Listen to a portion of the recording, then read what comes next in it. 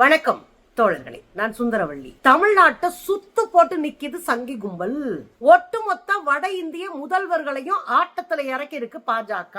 இன்னொரு பக்கம் செயல் வீரர்கள் கூட்டம் நடத்துறாரு எல்முருகன். சுத்தமா காலியா போன சேர் முன்னாடி கதறி கதறி பேசியிருக்கிறாரு. பாஜகவுக்கு தான் காலி சேர் இருக்குமா, ஏன் அதிமுகவுக்கு காலி சேர் இருக்காதான்னு போட்டி போட்டு காலி சேருக்கு முன்னாடி எஸ்பி வேலுமணி விடிய பேசி இருக்கிறாரு. இதெல்லாம் தாண்டி கேரளாவுல மோடிய வச்சு செஞ்சுட்டாங்க சாமானிய உழைக்கிற தொழிலாளிகள்.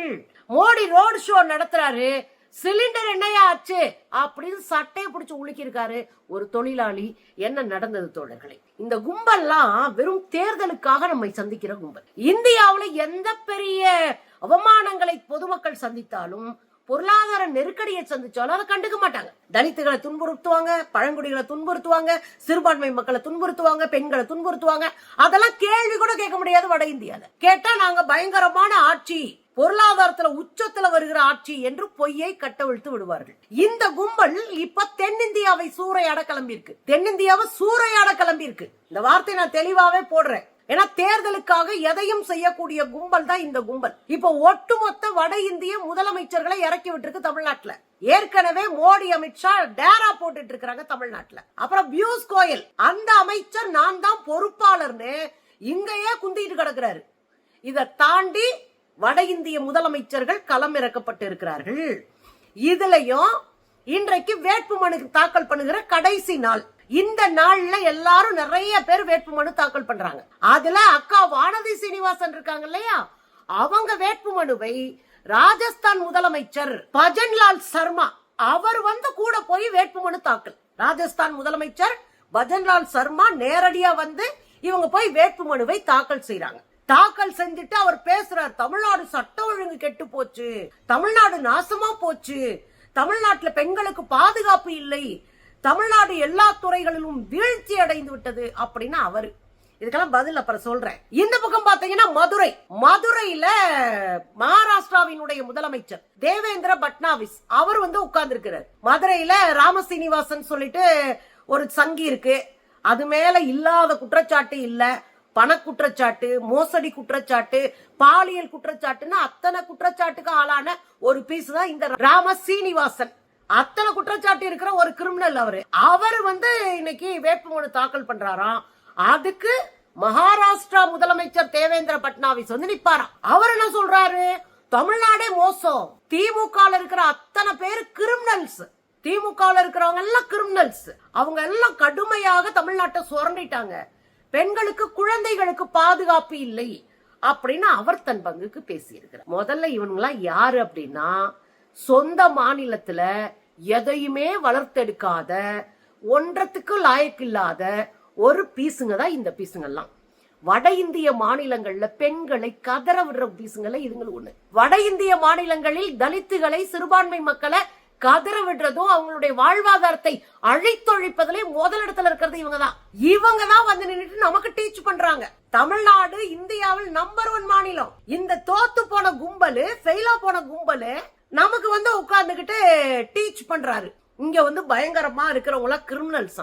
இந்தியாவுல தேர்தல்ல பிரமாண பத்திரம் தாக்கல் செய்வாங்கல்ல, நாடாளுமன்ற தேர்தல்ல பிரமாண பத்திரம் தாக்கல் செய்யும் போது நம்ம என்னென்ன குற்றச்சாட்டுல எல்லாம் ஆளாகி இருக்கிறோம், நம்ம மேல என்னென்ன வழக்கெல்லாம் இருக்கு அப்படின்னு கொடுக்கணும்.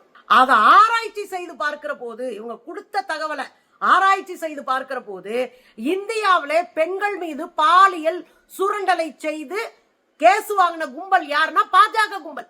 பாஜக கும்பல் தான் கேஸ் வாங்கின கும்பல். பெண்களை பாலியல் துன்புறுத்தல் செஞ்சது, பெண்களை சுரண்டியது, குழந்தைகள் மீது பாலியல் வல்லுறவு செய்தது இந்த கும்பல் தமிழ்நாட்டுல வந்து உட்கார்ந்துகிட்டு நமக்கு டீச் பண்ணுதுங்க. அதுலயே நீங்க பாருங்க, 16 வயது குழந்தை, உத்தரப்பிரதேசம் எம்எல்ஏவா இருந்தவர் குல்தீப் சிங் அப்படின்னு அவருக்கு பேரு. அவர் என்ன பண்ணாரு, அவங்க அப்பாவை கொன்னாரு, அவங்க சித்தப்பாவை 10 வருஷமா ஜெயில போட்டிருக்காரு, அவங்க அம்மாவை கொன்னாரு. இப்ப அந்த குழந்தை தனியா நிக்குது. அந்த குழந்தைங்களுடைய அத்தைமாருங்க, சித்திமாருங்களை கொன்னாரு.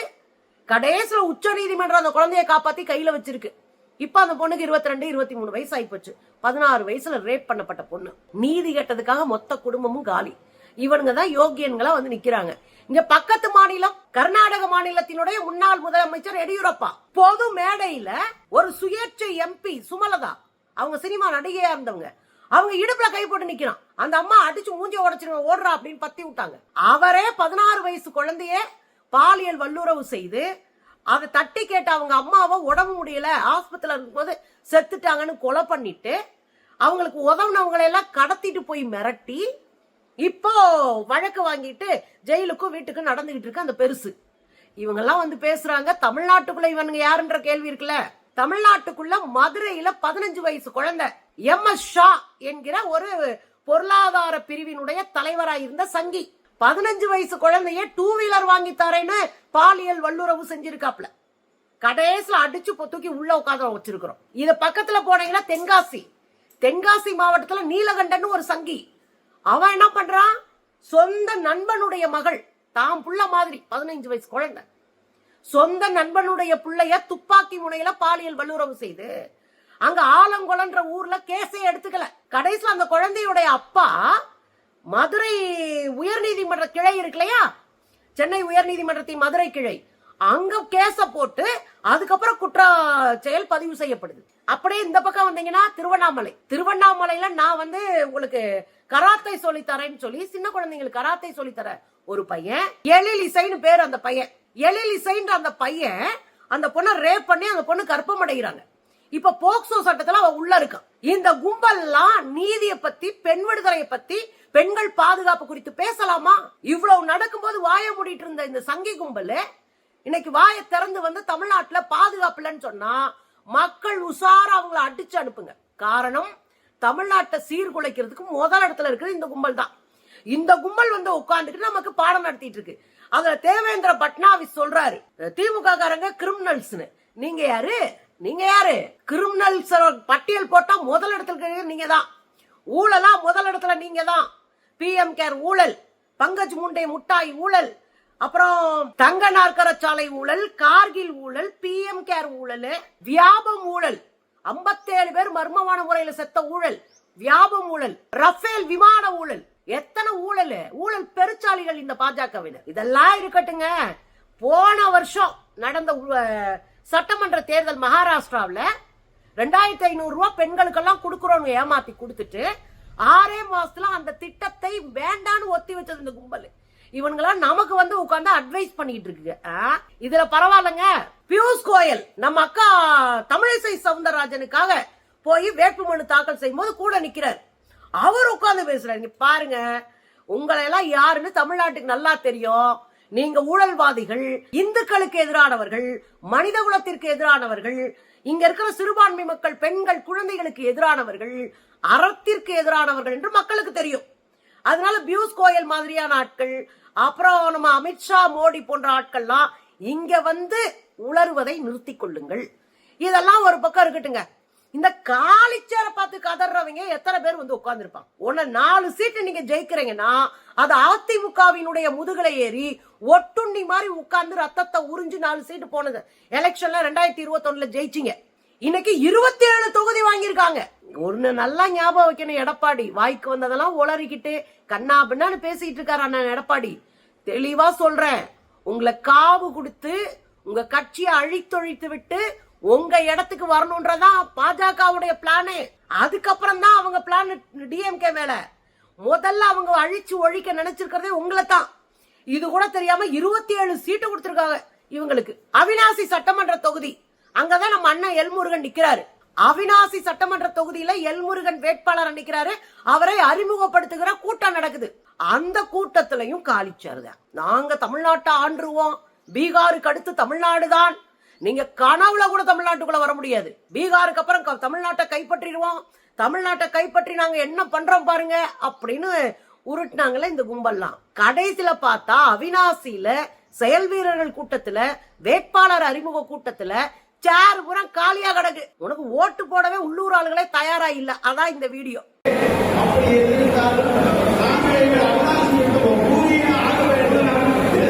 சரி, இவங்களுக்கு தான் இந்த பரிதாப நிலைனா பாஜகவோடு சேர்ந்து கூட்டணி வைத்ததற்காக அதிமுகவும் அந்த பரிதாப நிலைக்கு தள்ளப்பட்டிருக்கு. திருப்பூர்ல கூட்டம் நடக்குது, அதிமுகவுடைய செயல் வீரர்கள் கூட்டம். அந்த கூட்டத்திற்கு SP வேலுமணி வரணும். அவரு ஒரு 2 மணி நேரம் தாமதமா வர்றாரு. அதுக்குள்ளேயும் மொத்த கூட்டமும் காலி, மொத்த கூடாரமும் காலி. அங்கேயும் காத்தாடிக்கிட்டு இருக்கு காலி சேரா இருந்து. இப்ப புரியுதுங்களா? தமிழ்நாட்டு மக்கள் அரசியல் வயப்பட்டவர்கள், ஆன்மீகத்துக்கும் அரசியலுக்கும் வித்தியாசம் தெரிந்தவர்கள், மதவாதத்திற்கும் ஜனநாயகத்திற்கும் வித்தியாசம் தெரிந்தவர்கள். அதனால அவங்க கிட்ட வந்து நீங்க ஏமாற்றலாம் அப்படின்னு நினைச்சீங்கன்னா நீங்க தான் ஏமாந்து போவீங்க. அதத்தான் இந்த காலிச்சேரு காட்டிக்கிட்டு இருக்கு. இந்த காலிச்சேரை விடுங்க, கேரளாவில வச்சு நம்ம ஐயா 56 இன்ச் மோடிய முடிச்சு விட்டுருக்காரு ஒரு தொழிலாளி. அவர் ரோட் ஷோ போறாரு. நம்ம ஐயா எப்பயும் ரோட் ஷோல பந்தாவா கிளம்பி போவாரு. ரோட் ஷோ போகும்போது அங்க நிக்கிற இளைஞர்கள் பயங்கரமா, அங்கிள் இங்க சிலிண்டர் கிடைக்கல, அங்கிள் ஐயா சார் சிலிண்டர் கிடைக்கல, நாங்க எப்படி வாழ்வோம் அப்படின்னு கேக்குறாங்க. மோடிஜியால பதில் சொல்ல முடியல, சமாளிக்கிறாரு, சிரிச்சுக்கிட்டே ஓகே ஓகேன்றாரு. ஏன்னா அங்க மீடியாக்கெல்லாம் பாக்குறாங்க, மீடியாவில வெளியே வந்துரும், அசிங்கமா போயிரும், அதனால சிரிச்சு சமாளிச்சு உட்காருங்க அப்படின்ற மாதிரி கை காட்டுறாரு. என்னையா நடக்குது? அதுல குறிப்பா ஒரு வேலை என்ன தெரியுங்களா? இந்த கேள்வியை கேட்டவர் புலம்பெயர்ந்து வந்த வட இந்திய தொழிலாளி. நீங்க அந்த வாய்ஸ வச்சாலே கண்டுபிடிச்சிடலாம்.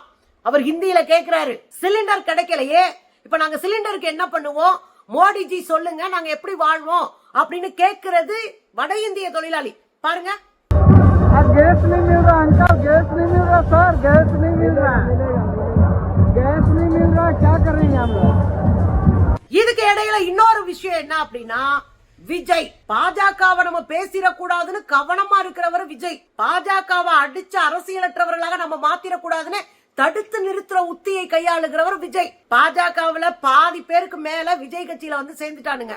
இந்த முறை பாண்டிச்சேரியில 30 தொகுதி, அதுல 15 பேருக்கு மேல பாஜக சப்போர்டர்ஸ், RSS காரர்கள், பாஜக எம்எல்ஏக்கள். எப்படி எல்லாம் பாருங்க, விஜய் கூட சேர்ந்து நாங்க வந்து ஜெயிச்சிட்டோம்னா அதுக்கப்புறம் நம்ம பாத்துக்கலாம் அப்படின்னு இப்ப போய் நிக்கிறாங்க. பிஸ்மின்னு ஒருத்தவர் சினிமா ரிவ்யூ பண்ணுவார் இல்லையா, அவர் தான் பயங்கரமா சப்போர்ட் பண்ணாரு அண்ணன் விஜய்க்கு. அவரே புளிச்சுட்டாரு.